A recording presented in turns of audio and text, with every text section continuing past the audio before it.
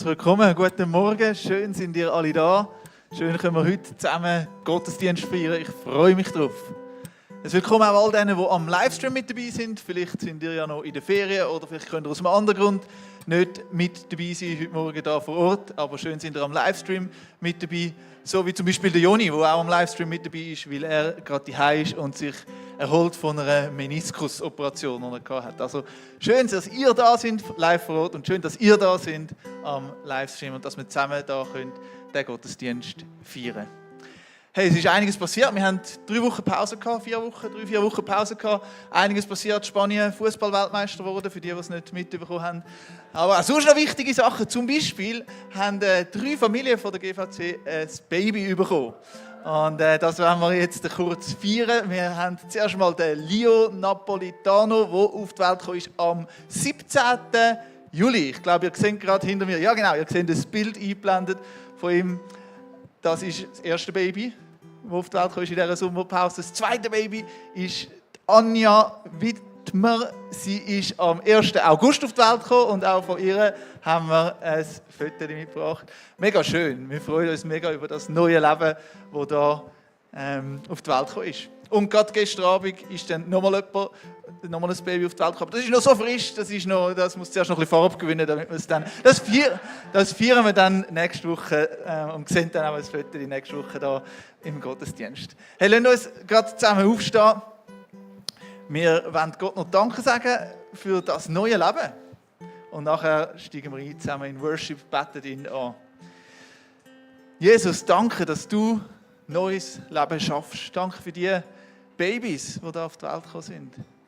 Wir bitten dich gerade für die Familie Napolitano und für die Familie Wittmer, dass du ihnen nahe bist in dieser mega schönen, aber wahrscheinlich auch mega strengen Zeit, wo es darum geht, sich als Familie irgendwie neu einzugrooven, in dieser neuen Konstellation sich zurechtzufinden. Jesus, bist du da mit ihnen? Gib du ihnen Kraft und gib ihnen Freude an diesem neuen Leben. Ja, und wir wollen heute dich anbeten. Wir sind heute da, um mit dir, Jesus, mit dir, Gott, in Kontakt zu kommen. Hilf uns, dass wir die Sachen auf die Seite stellen können, die uns irgendwo noch beschäftigen, dass wir die einfach da schnell innerlich an die Garderobe hängen für die nächste Stunde, 1,5 Stunde und uns voll auf dich ausrichten, Jesus. Amen.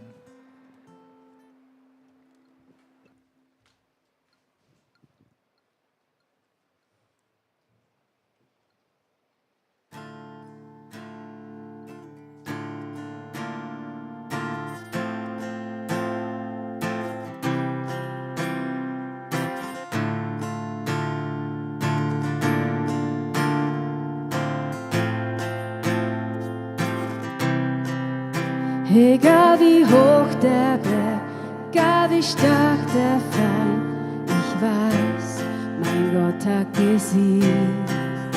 Wie hoch die Mauern sind, wenn Sorgen mich bedrängen, ich weiß, alle Ketten zerspringen. Lehre mich immer mehr zu verstehen, wer du bist. Gewissheit tief in mir, dass du der Sieger bist. Ja, ich weiß, mein Gott ist größer, er hält alles in der Hand. Und ich weiß, er kämpft meine Kämpfe, er ist Sieger in Ewigkeit. Mein Gott ist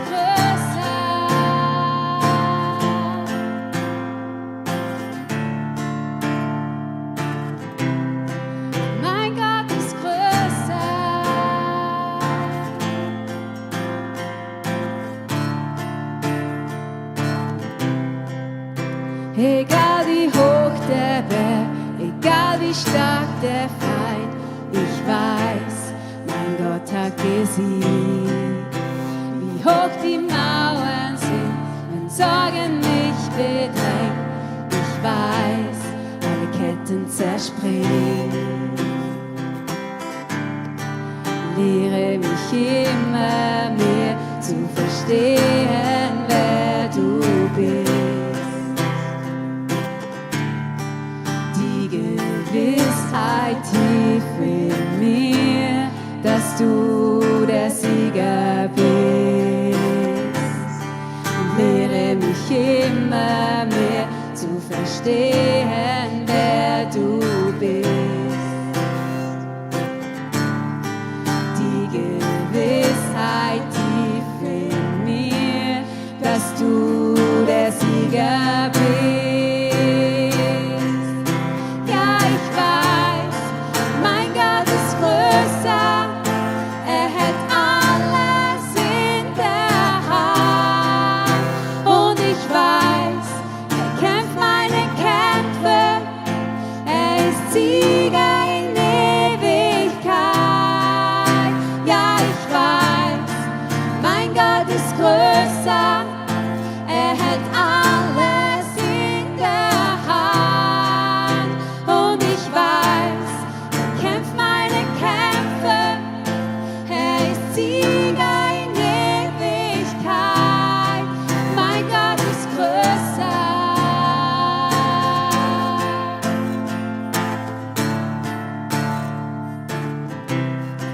Mein Gott ist größer.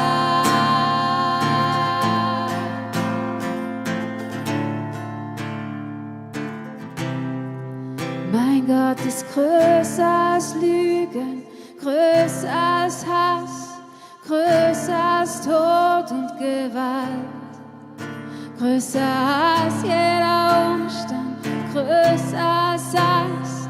Mein Gott ist der Größte.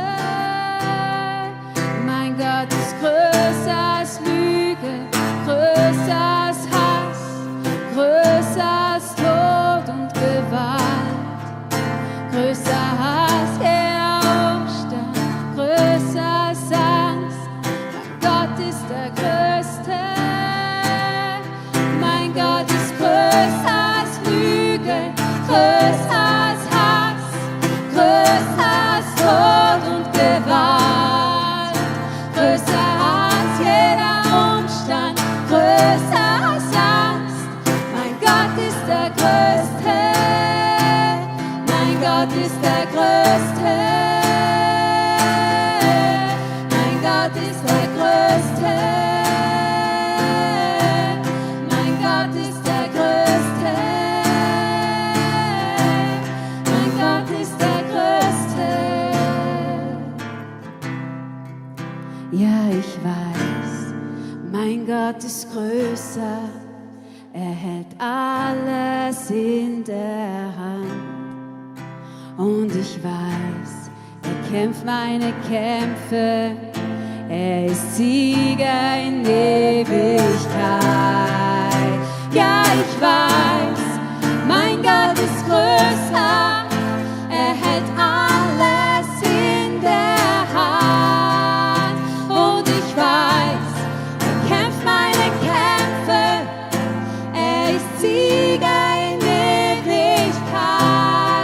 Mein Gott ist größer.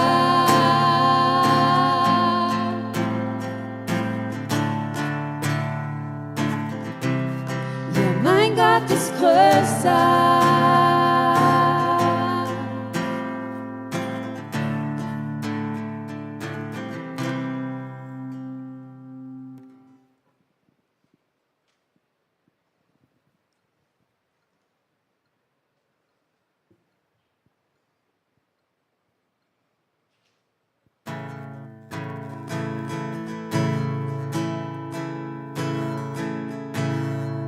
Mit deinem Wort das Universum geschaffen, Sterne in unzählbarer Schar. Was mein Verstand nicht kann erfassen, bringt mich in Demut auf die Knie.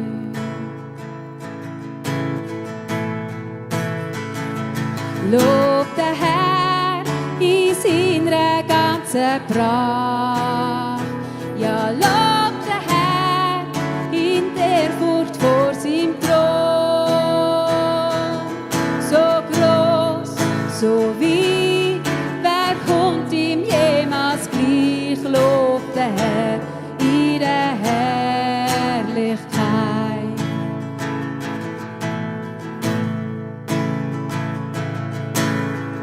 Ich schaue auf zu diesen Bergen. Ich weiss, wo meine Hilfe herkommt. Der Gott vom Himmel und von Erde hilft mir in jeder Situation. Lob den Herrn in seiner ganzen Pracht. Ja, lob den Herrn in Ehrfurcht vor seinem Thron. So groß, so weit, wer kommt ihm jemals gleich? Lob den Herrn in der Herrlichkeit.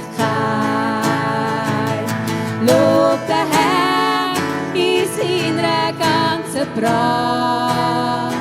Ja, lob den Herrn in Ehrfurcht vor seinem Thron. So groß, so weit, wer kommt ihm jemals gleich? Lob den Herrn in der Herrlichkeit.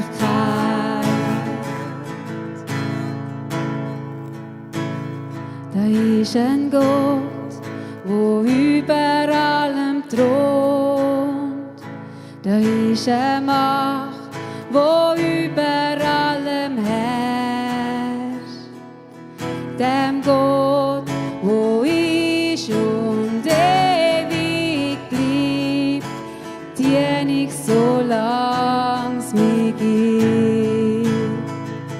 Da ist ein Gott, wo über allem thront. Da ist eine Macht, wo über allem herrscht. Dem Gott, wo ist und ewig bleibt, dien ich so lang sie gibt. Da ist ein Gott, wo über allem thront. Da ist eine Macht, wo über allem herrscht.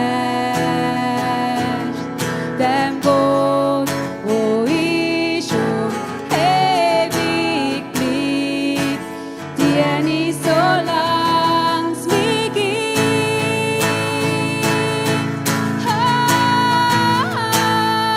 Lob den Herrn in seiner ganzen Pracht. Ja, lob den Herrn in Ehrfurcht vor seinem Thron. Er ist so groß, so weit, wer kommt ihm jemals gleich? Lob den Herrn in der Herrlichkeit. Lob den Herrn in seiner ganzen Pracht. Ja, lob den Herrn in Ehrfurcht vor seinem Thron. Er ist so groß, so weit, wer kommt ihm jemals gleich? Lob den Herrn in der Herrlichkeit.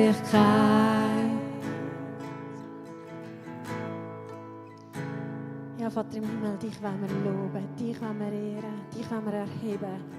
Wir wollen uns vor deinen Thron stellen, so vor dem inneren Auge. Wir wollen dir die Ehre geben, am heutigen Morgen zusammen. Und wir wollen die Ruhe, dass der Alltag, den wir an den Nagel gehängt haben, nicht nur für den Moment an den Nagel hängen, sondern wir wollen den immer an den Nagel hängen, und zwar an deinen Nagel als Kreuz. Und wir wollen mit dir zusammen den Alltag bestreiten. Wir wollen dir zusammen am heutigen Morgen da sein, der auch zu unserem Alltag gehört. Nichts Spezielles soll sein, obwohl wir es doch dir speziell geben als Sonntag, wo wir zusammenkommen. Herr, wir wollen dich loben, wir wollen dich ehren. Und wir möchten auch den Refrain einfach nochmal singen, um zusammen nochmal einstimmen in das Lob vor dir, vor deinem Thron. Lob den Herr. Lob den Herr in seiner ganzen Pracht. Ja, lob den Herr in Ehrfurcht vor seinem Thron. So groß, so weit, wer kommt ihm jemals gleich? gleich, lob den Herr in der Herrlichkeit. Lob den Herr in seiner ganzen Pracht. Ja, lob den Herr in Ehrfurcht vor seinem Thron. Er ist so groß, so weit, wer kommt ihm jemals gleich? Lob den Herr in der Herrlichkeit.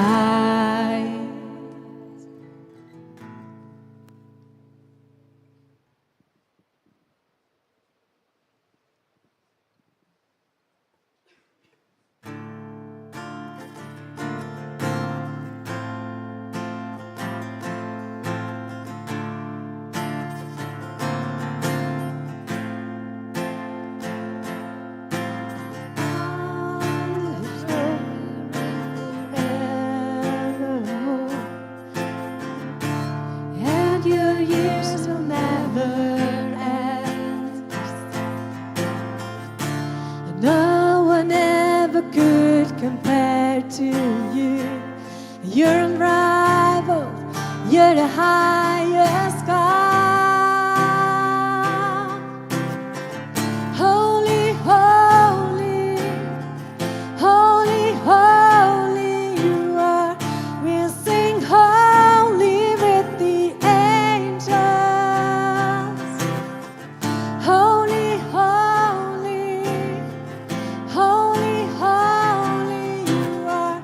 This is your endless praise.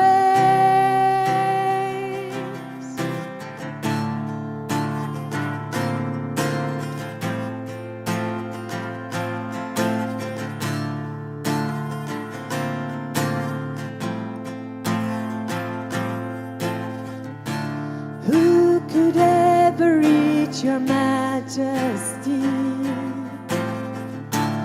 No one else but you will do. Jesus, you are God above it all. All the glory, all the honor to you. Holy, holy, holy, holy you are. We'll sing holy with the angels. Holy, holy, holy, holy you are. This is your endless praise. Holy, holy, holy, holy you are. We'll sing holy with the angels. Holy, holy, holy, holy you are. This is your endless praise.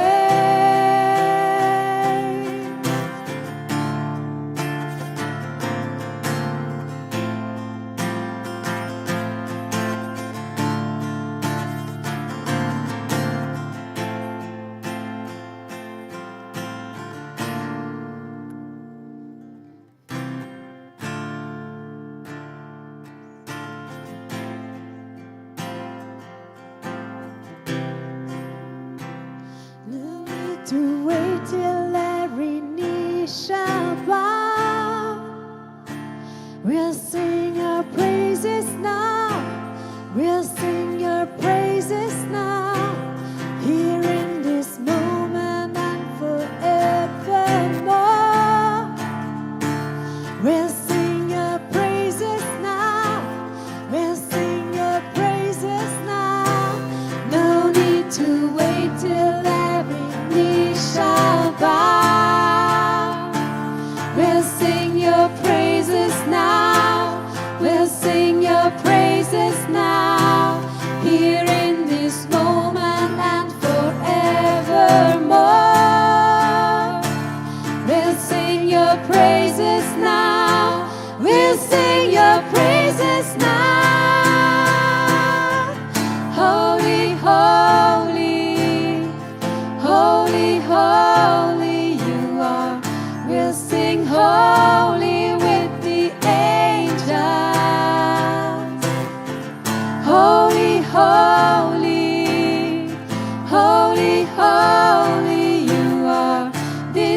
is your endless praise. Holy are you, Lord. Holy, holy, holy, holy you are. We'll sing holy with the angels.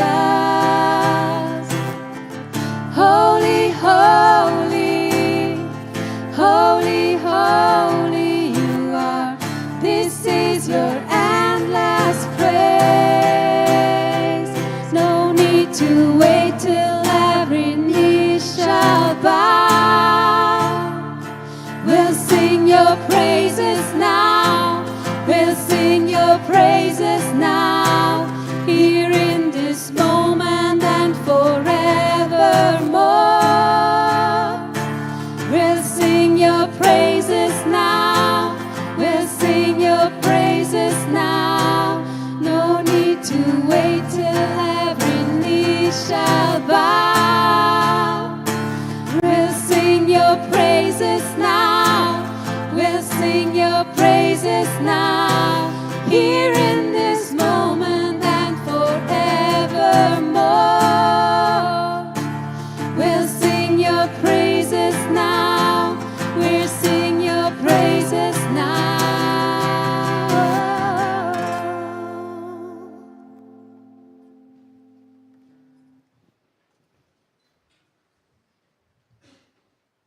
Amen. Danke, Band, habt ihr uns hier in Worship mitgenommen. Es ist schön, wieder da zu sein am Sonntagmorgen. Ich hoffe, ihr habt alle gute Ferien gehabt.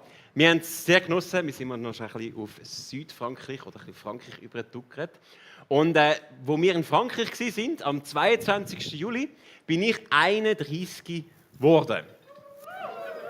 Danke vielmals, das jetzt. Genau, ich bin 31 geworden und ich mag mich erinnern, so um diese Tage herum habe ich mir ein bisschen Gedanken darüber gemacht, wie so mein Leben aussieht momentan. Ich habe immer gemeint, das passiert mit 30, oder? Das 3 ist so das grosse, ominöse 3 auf dem Rücken. Ich habe das dort gar nicht so schlimm gefunden, da bist du ja eigentlich schon noch fast in deinen 20er, oder? Aber jetzt ist der Weg auf 40 eingeschlagen und es gibt keine Ausreden mehr. Deshalb habe ich mir darüber ein bisschen Gedanken gemacht. Alle, die jetzt älter sind, denken, beruhig dich, halb so schlimm. Und es ist ja wirklich nicht so tragisch. Und doch habe ich mir Zeit genommen und überlegt, hey, wo stehe ich in meinem Leben? Was steht vor mir? Tue ich meine Gaben und Talente an den Ort einsetzen, wo ich möchte? Was für Träume habe ich? Verfolge ich diese Träume? Und ich habe am Anfang von dem Jahr, die einen mögen sich vielleicht noch erinnern, eine Predigt gemacht zum Thema das, wo bleibt. Und es ist aus dieser Korintherstelle, wo der Paulus schreibt, was für immer bleibt, sind Glaube, Hoffnung und Liebe. Diese 3. Aber am größten von ihnen ist die Liebe. Und mein Punkt war, dass wir ganz viele Träume und Ziele und Wünsche in unserem Leben haben. Durchaus gute Sachen. Aber dass am Ende von unserem Leben diese 3 Sachen anscheinend zu bleiben scheinen. Und ich habe uns ermutigt, dass, wenn wir irgendwo Zeit in das Jahr investieren, dass es in einem von diesen 3 Bereichen sein darf. Und jetzt ist ein bisschen mehr als die Hälfte des Jahres herum. Und möchte ich mal fragen, wie sieht es bei dir aus? Ist dein Leben hoffnungserfüllter? Bist du stärker im Glauben unterwegs? Und bestimmt die Liebe von Gott dein Sein und dein Tun? Und ich glaube, heute Morgen möchte ich wieder mal ein bisschen zu diesen Themen zurückkommen. Und ich glaube, Gott hat mir etwas Spezifisches zum Thema Glauben für euch aufs Herz gegeben. Nämlich, was es bedeutet, einen starken Glauben zu haben, was so einen starken Glauben ausmacht. Und das möchte ich mit euch heute Morgen ein bisschen erkunden. Und für das möchte ich zum Start noch beten. Jesus, ich danke dir für den Morgen. Ich danke dir, dass wir da wieder in deinem Haus, in der GVC, zusammenkommen. Bist du da? Und ich glaube, du hast mir ein Wort gegeben. Du kennst jeden Einzelnen von uns. Du weißt, was jeder Einzelne von uns genau braucht. Selbst wenn wir es selber vielleicht nicht mal wissen, zeigst du dein Wort. Und ich bitte dich, dass du jedem genau dort begegnest, wo er dich heute nötig hat. Amen.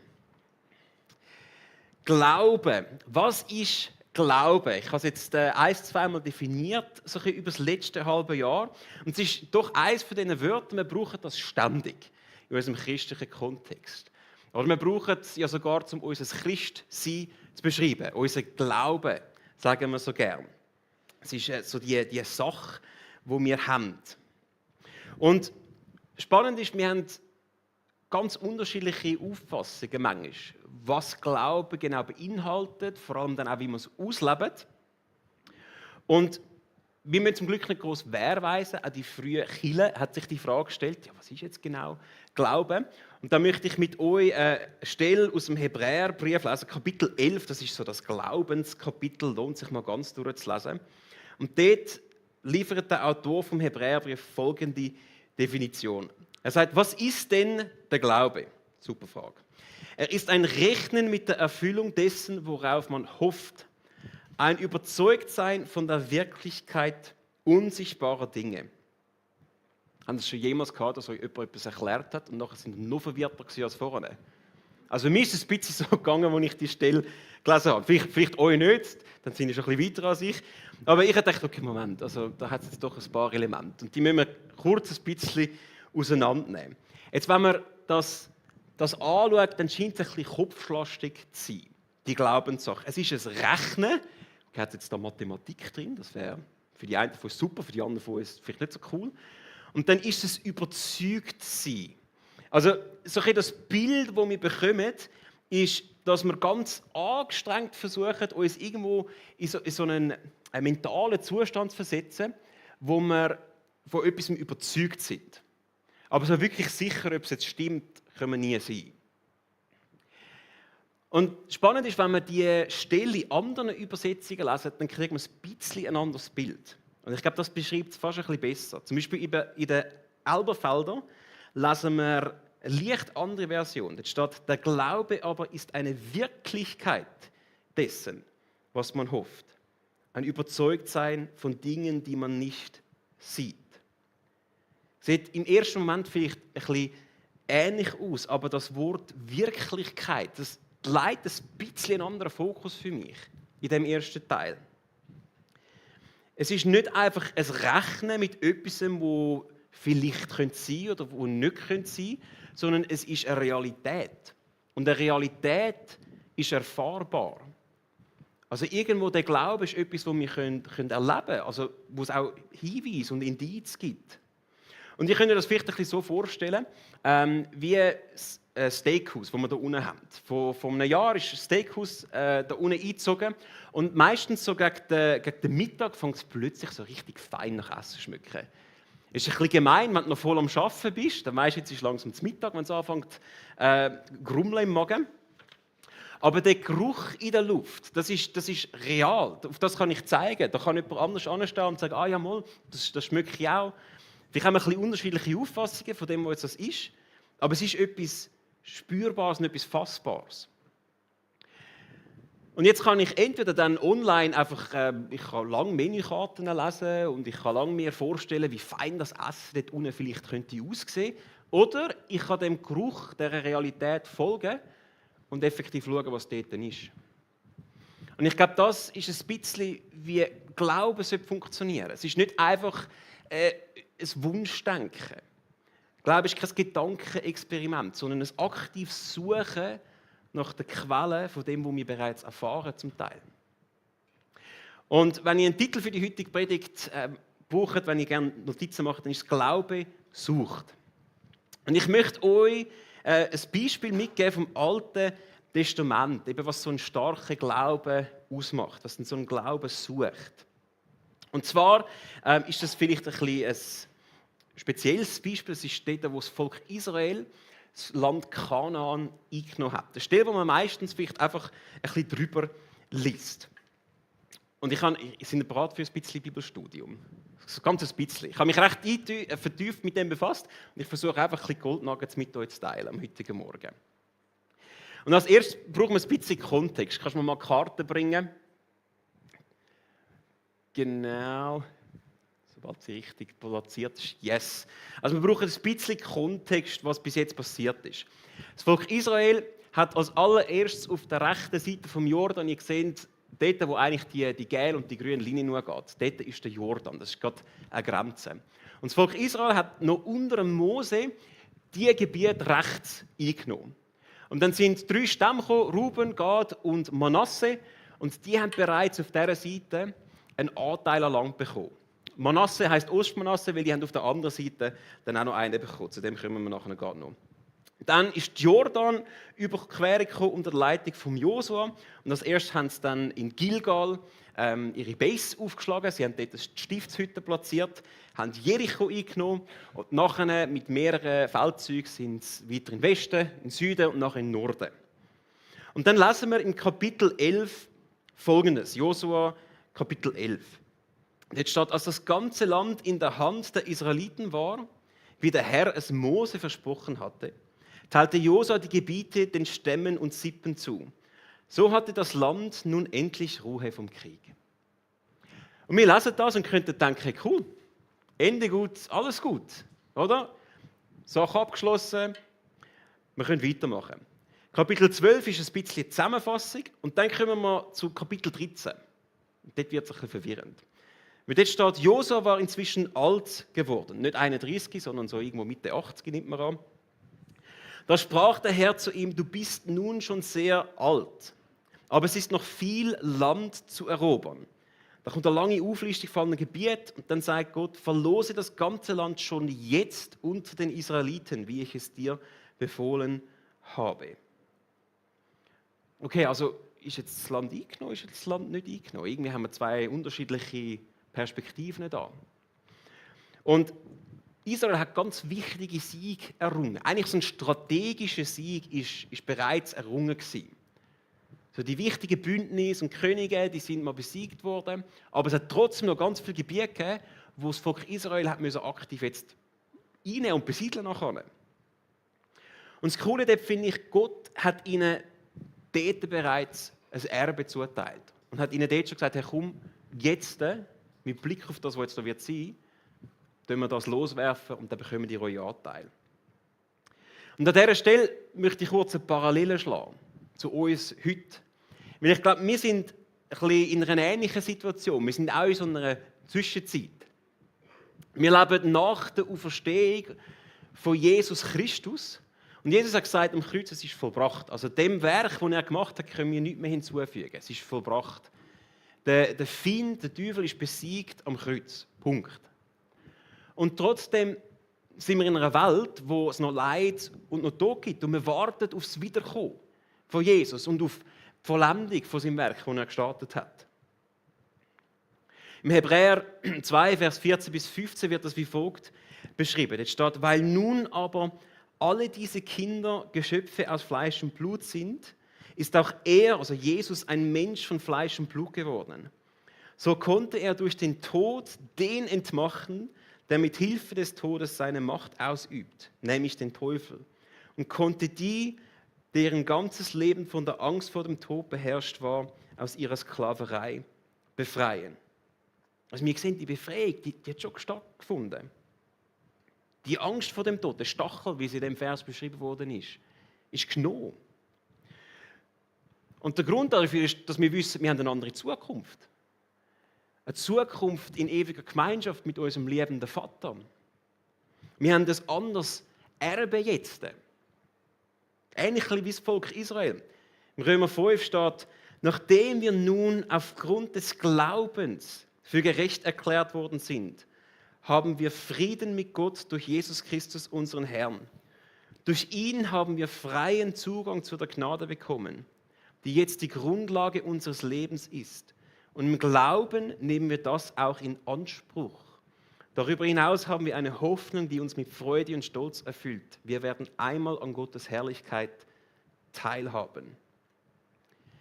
Wir sehen da wieder ein bisschen die Glaubenssprache. Nicht einfach etwas, wo irgendwie vielleicht einmal könnte sein, sondern nein, es ist eine neue Grundlage von unserem Leben, wo wir jetzt bereits dürfen erfahren. Das Schmücken und das Sehen. Und die Frage ist, nehmen wir das in Anspruch? Haben das die Stämme in Anspruch genommen?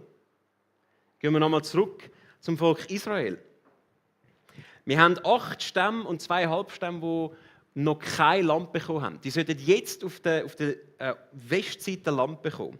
Und als erstes kommt der Stamm Juda. Es ist ein bisschen klein, aber ich hoffe, ihr seht es. Der Stamm Juda bekommt als erstes Land, ganz ein grosses Stück unten, mit Simeon in der Mitte. Ich weiß auch nicht, warum die dort in der Mitte sind, aber es ist einfach so. Zuerst kommt Juda und dann kommt der Stamm Ephraim, bekommt ein kleines Stück Land dort in der Mitte. Und am Schluss Manasse. Kommt West-Manasse noch über. Geht dort nebendran. Und dann hört die Liste auf. Und jetzt die mitzählt haben, haben gemerkt, Moment, irgendwo fehlen noch ein paar Stämme. Und wir lesen im Josua 18 Folgendes, und das ist so ein bisschen unsere Schlüsselstelle heute. Die ganze Gemeinde der Söhne Israel versammelte sich in Silo und sie schlugen dort das Zelt der Begegnung auf. Und das Land war vor ihnen unterjocht. Es blieben aber unter den Söhnen Israel 7 Stämme übrig, die ihr Erbteil noch nicht unter sich verteilt hatten. Da sagte Josua zu den Söhnen Israels: Wie lange noch seid ihr zu nachlässig, um hinzugehen, um das Land in Besitz zu nehmen, das der Herr, der Gott eurer Väter, euch gegeben hat?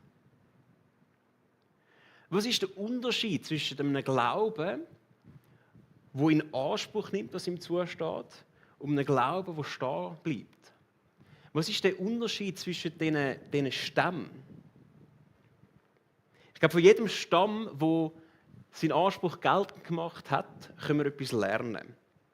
Und als erstes wird der Stamm Juda erwähnt. Und dort müssen wir nicht lange suchen. Bevor nämlich der Stamm Juda kommt, wird einer von seinen Anführern erwähnt, der Kaleb. Den Kaleb kennen wir bereits.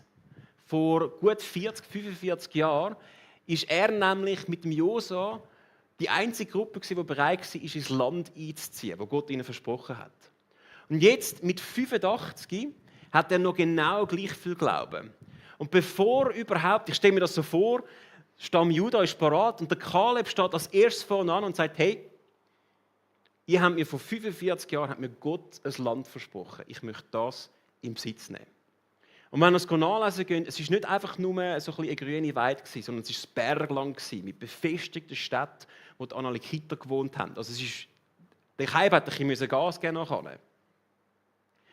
Und von ihm, glaube ich, können wir lernen von dieser Bereitschaft, dass starke Glauben Initiativen sucht. Er wartet nicht einfach darauf, so schlusslichtli-mässig, bis dann vielleicht er einmal dran ist, sondern wenn sich die Möglichkeit bietet zum Handeln, handelt er. In Epheser 2, Vers 10 steht: Denn was wir sind, ist Gottes Werk. Er hat uns durch Jesus Christus dazu geschaffen, das zu tun, was gut und richtig ist. Gott hat alles, was wir tun sollen, vorbereitet. An uns ist es nun, das Vorbereitete auszuführen.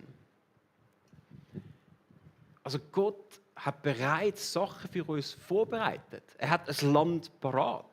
Es liegt jetzt nur noch an uns, das auszuführen.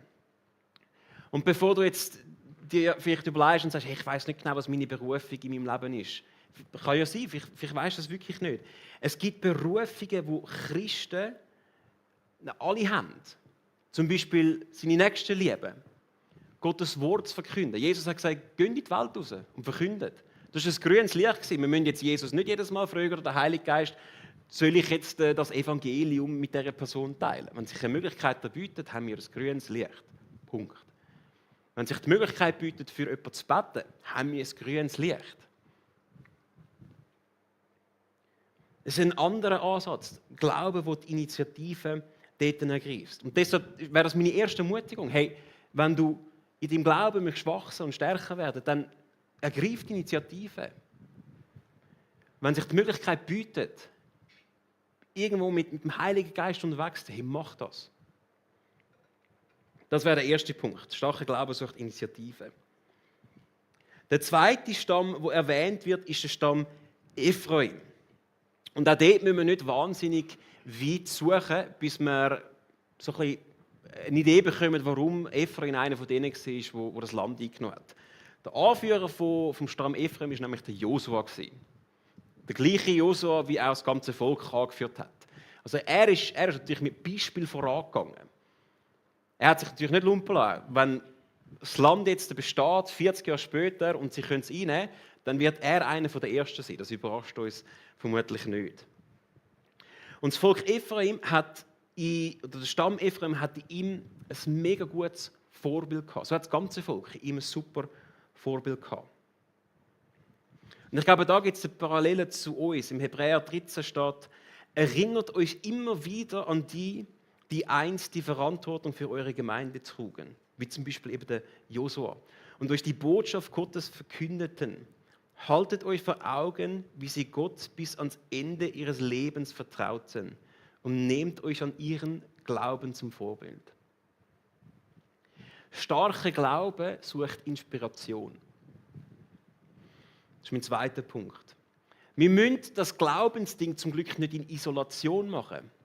Wir sagen, es gibt so den Satz, wo man sagt, hey, Glaube ist immer etwas Persönliches, aber es ist nie etwas Privates. Gottes Gedanke für den Glauben war immer, dass er in Gemeinschaft gelebt wird. Für das haben wir auch Kirche. Und Inspiration finden wir vielleicht als erstes in der Bibel. In diesen Beispielen von Männern und Frauen, die vor uns gegangen sind. Allen voran Jesus, der uns der Anfang und Vollender vom Glauben ist. Und wir können uns inspirieren lassen von ihnen, sehen, wie sie den Glauben gelebt haben. Aber eben auch Kirche, unsere Gemeinschaft da. Ich hoffe, dass wenn wir am Sonntagmorgen kommen, dass es nicht einfach nur eine Gewohnheit ist. Also es ist eine gute Gewohnheit, versteht mich nicht falsch. Und manchmal, ja, möchte man gerne eine halbe Stunde länger bleiben. Also in der Kirche hoffentlich schon, aber vielleicht auch im Bett, oder? Es darf eine Gewohnheit sein, aber ich hoffe auch, dass wir kommen, um uns inspirieren zu lassen und zum andere Menschen inspirieren. Ich habe letztens einen coolen Vergleich gehört, wo jemand gesagt hat, Kirche ist ein bisschen wie ein Lagerfeuer.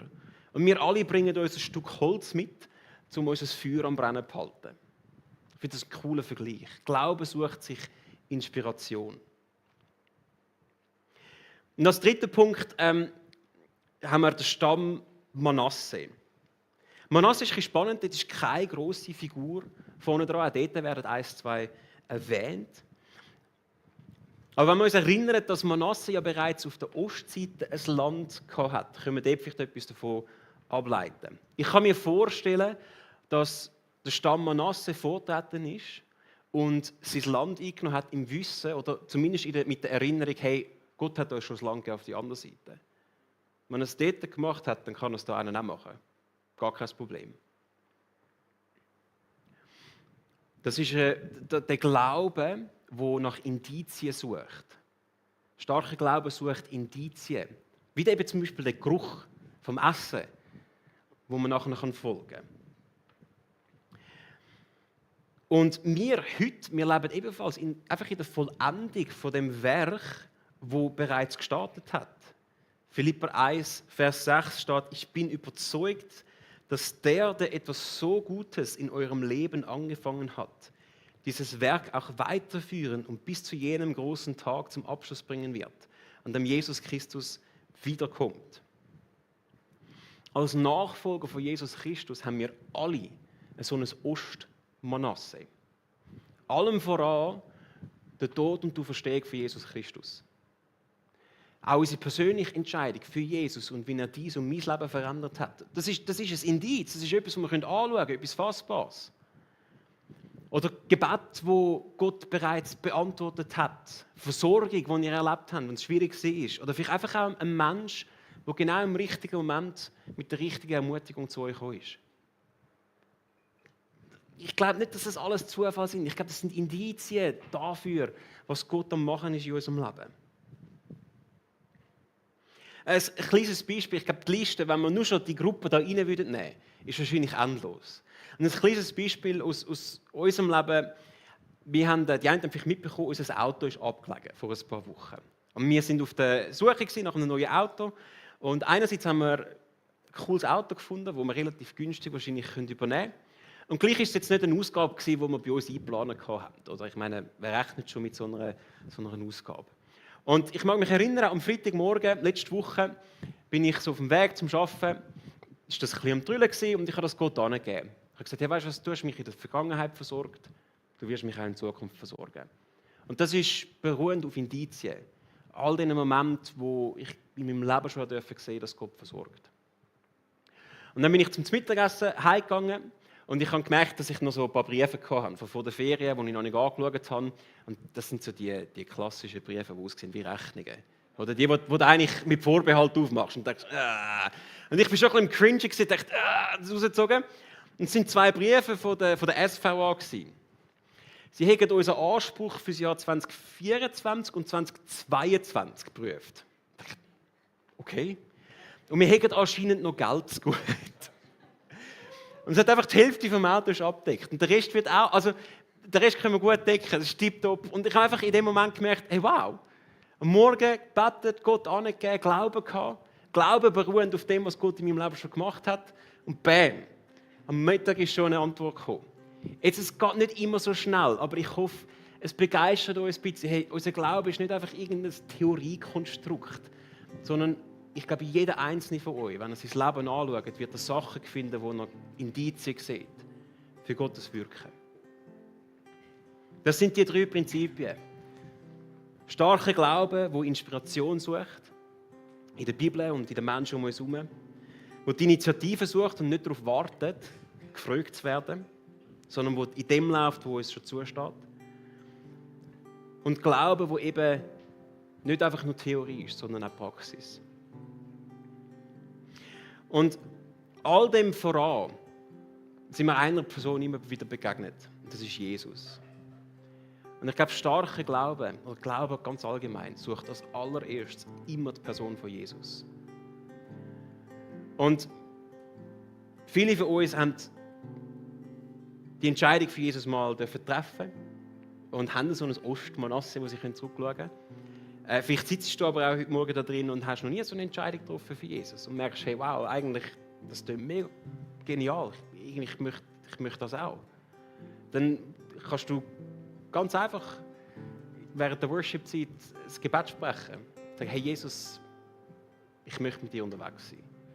Und Jesus steht mit offenen Armen da heute Morgen und möchte dich in Empfang nehmen. Oder vielleicht hockst du heute Morgen auch da rein und merkst, hey, eigentlich, ich habe eine Beziehung mit Gott. Aber mein Glaube ist doch eher ein bisschen theoretisch als etwas Praktisches in meinem Leben. Auch dann möchte ich dir Mut machen. Jetzt während dem Worship, wir haben auch ein geniales Gebetsteam, das lieben, mit euch zu beten. Bringt es zu Gott. Sagt, hey, ich möchte in meinem Glauben stärker sein. Ich möchte sehen und mich erinnern, was du in meinem Leben schon gemacht hast. Und ich möchte mit Glauben vorangehen für das, was du noch wirst tun. Und ich möchte zum Schluss noch beten und ich möchte dazu einladen zum Aufstehen und euch einfach noch segnen. Mit dem starken Glauben, dass ihr sehen, wo Gott in eurem Leben bereits am Wirken ist und dass ihr dadurch Feuer fangen für das, was Gott noch tun kann durch euch. Hey, also ich danke dir. Vor allem voran bist du auf die Erde gekommen. Hast du den Tod am Kreuz ertragen und bist du wieder auferstanden. Dass wir ein neues Leben dürfen haben, eine neue Grundlage, die Glaubensgrundlage. Und dass wir jetzt in dieser Zeit dürfen leben, wo wir schon in dieser Realität dürfen sein, schon so Glimpse dürfen sehen und gleichzeitig auch noch dürfen darauf warten, was du noch wirst tun. Und ich möchte euch sagen, mit dem Feuer, mit dem starken Glauben dürfen zu sehen in eurem Leben, mit dieser Klarheit, wo Gott bereits am Wirken ist, wo er schon gewirkt hat. Und dass es euch stärken für Momente, die kommen, dass es euch stärken darf für euren Alltag und dass ihr dort mit starkem Glauben und mit dem Heiligen Geist im Rücken unterwegs sein könnt. Amen.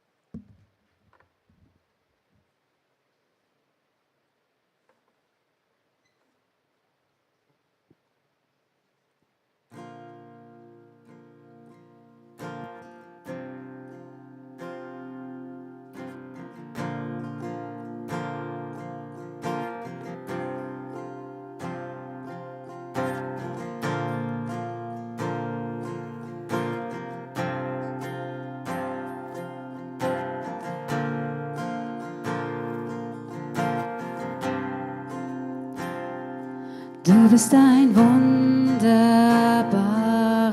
Gott. Du bist mein Hirte und mein Tröster. Du bist ein wunderbarer Freund. Du bist mein Heiler, mein Erlöser. Wir zwei gehören zusammen. Mit jedem Schritt zum Kreuz hast du gezeigt. Du bist zum Äußersten bereit, hast mich aus Feindes Hand befreit und ich weiß, wunderbarer Gott bist du. Ich sing zu dir, ich ruf dir zu, heilig, schön und königlich. Wunderbar bist du, ein wunderbarer Gott. Ich weiß, das ganze Universum preist die Größe deiner Herrlichkeit. Wunderbar bist du, wunderbar bist du. Wunderbar bist du.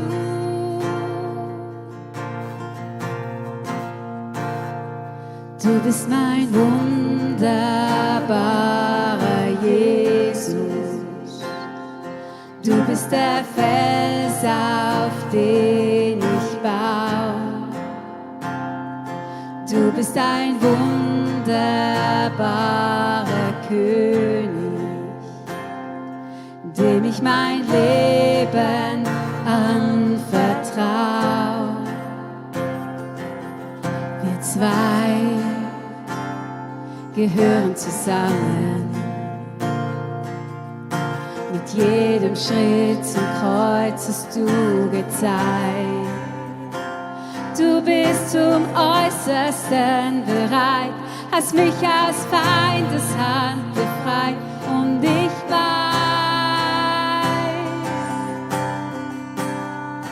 ein wunderbarer Gott bist du.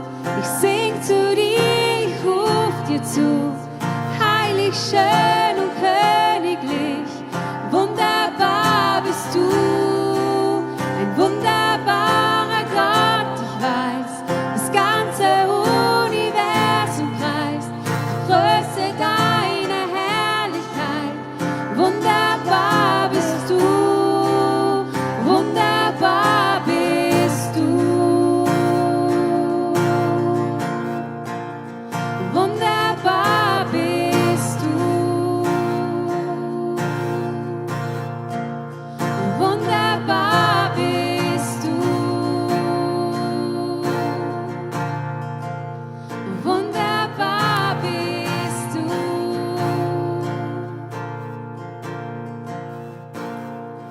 Du bist ein wunderbarer Gott. Du bist mein Hirte und mein Tröster. Du bist ein wunderbarer Freund. Du bist mein Heiler, mein Erlöser.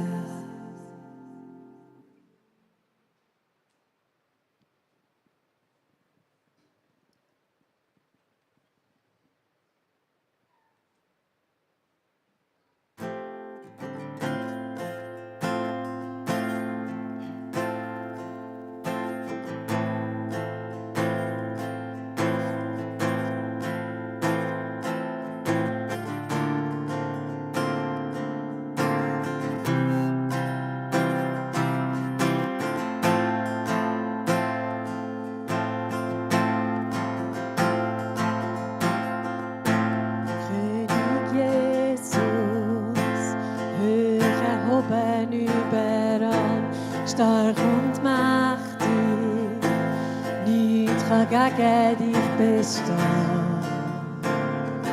Ich verehre dich durch dein Opfer. gebracht, deine Wunden, dort am Kreuz auf Golgatha. Nicht heilig für mich.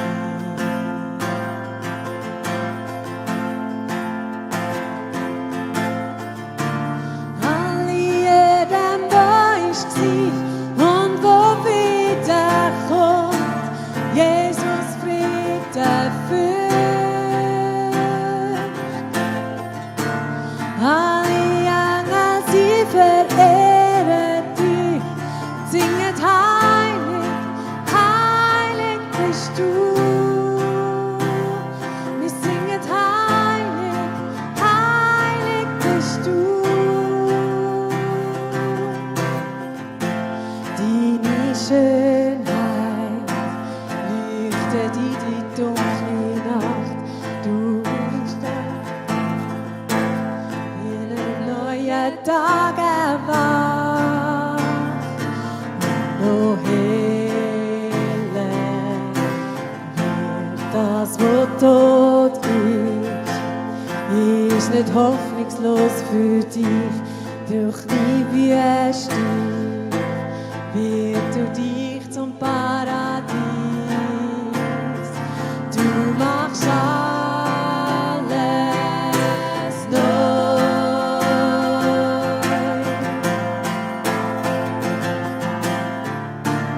Alle jedem, wo ich war und wo wiederkommt, Jesus Frieden führt.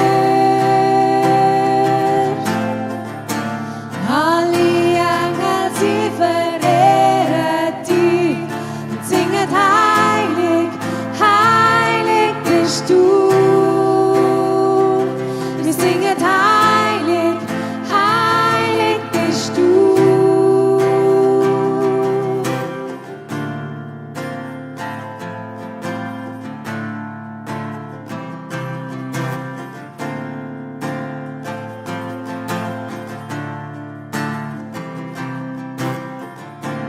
Nimm du alles ein, wie im Himmel, so auch da sollst erhoben sein.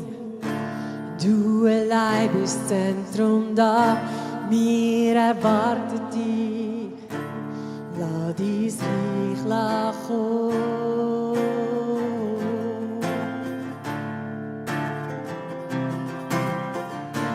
Nimm du alles ein, wie im Himmel, so auch da sollst erhoben sein.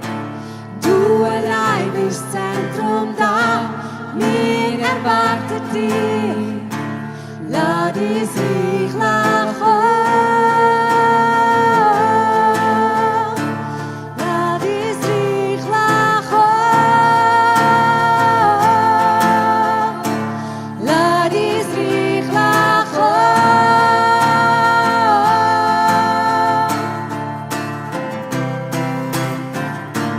Alle jedem, wo ich war und wo wiederkommt, Jesus Frieden führt. Alle Engel, sie verehren dich und singen heilig, heilig bist du. Wir singen heilig, heilig bist du.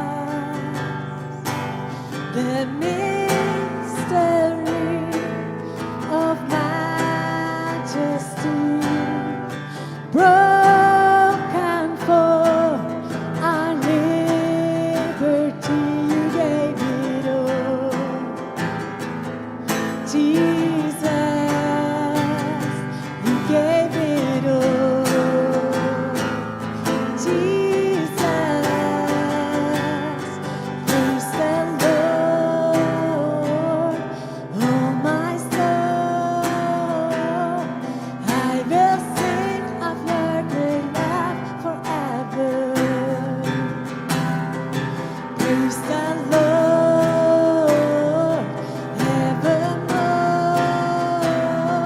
and I will sing of your great love forever. The star that shone, the brightest star, when earth fell dark, the heavens cried, behold our King. Jesus, behold our King. Jesus, praise the Lord, oh my soul. I will sing of your great love forever. Praise the Lord, evermore. I will sing of your great love forever. And I will sing of your great love forever. You crown you King of majesty, our hope, our everything you hold, the victory forevermore. We crown you King of majesty, our hope, our everything you hold, the victory forevermore. You hold the victory forevermore. Praise the Lord, oh my soul. I will sing of your great love forever. Praise the Lord, evermore. I will sing of your great love forever. Praise the Lord. Praise the Lord, oh my soul. I will sing of your great love forever. Praise the Lord, evermore. I will sing of your great love forever. And I will sing of your great love forever.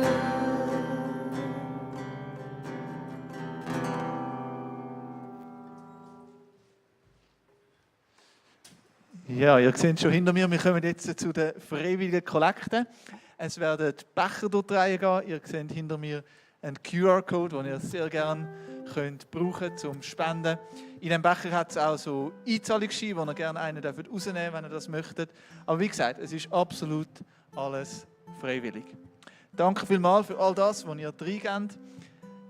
Das macht unsere Kirche auch aus, dass wir zusammen die Kirche sind und wir zusammen die Kirche tragen, indem wir uns engagieren, indem wir mithelfen, indem wir da sind und gleichzeitig aber auch, indem wir sie finanziell mittragen. Darum danke vielmals für all das, was ihr da in die Becher tut oder irgendwie per Dauerauftrag oder wie auch immer der GVC spendet. Ich habe Freude, dass wir so eine Kirche sind, die eben nicht einfach nur ein paar wenige sind, sondern dass wir alle zusammen unsere Kirche ausmachen können, auch finanziell.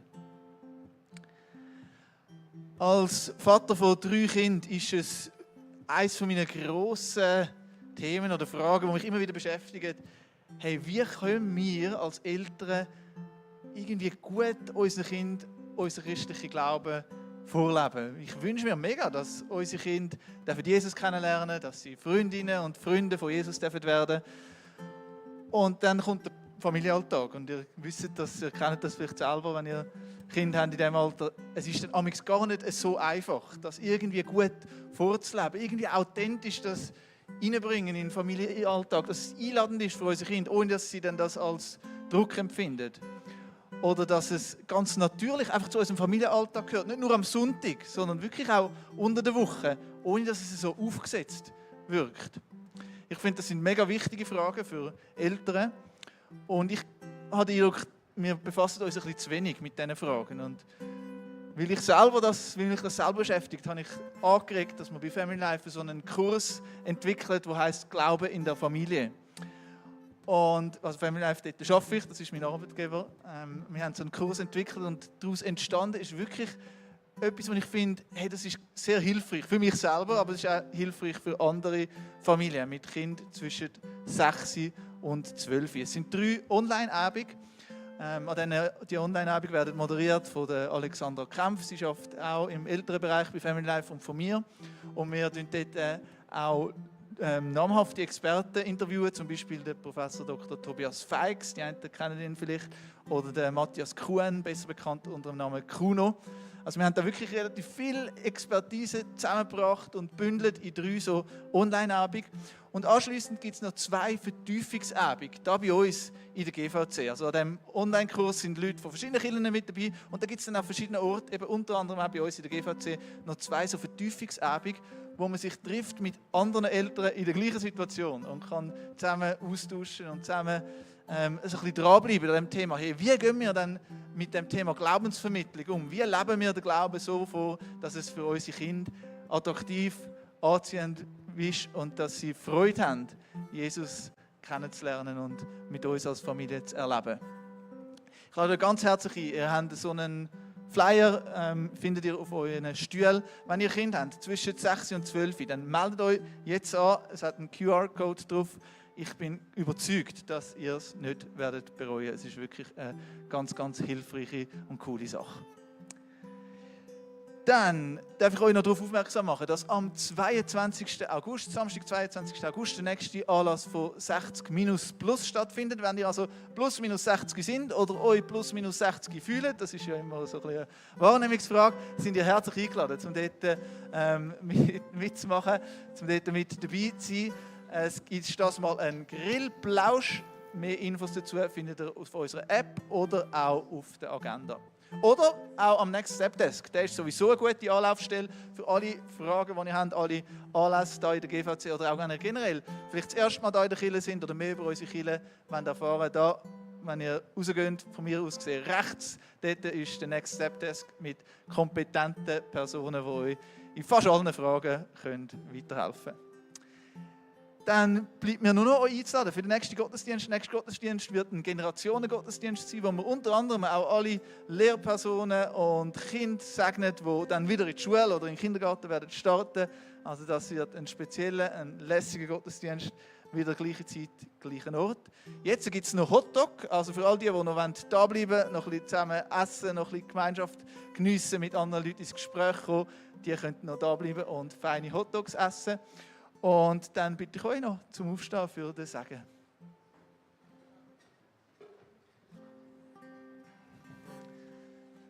Ich möchte euch segnen mit dem, dass euer Glaube soll Hand und Fuß bekommen. Dass es nicht nur etwas ist, wo ihr irgendwo theoretisch an irgendwelche Sachen glaubt, dass ihr irgendwelche Sachen für wahr haltet, sondern dass es mehr ist, dass es praktisch umgesetzt werden in eurem Alltag. Gerade in der nächsten Woche, dass ihr Jesus erleben dürft.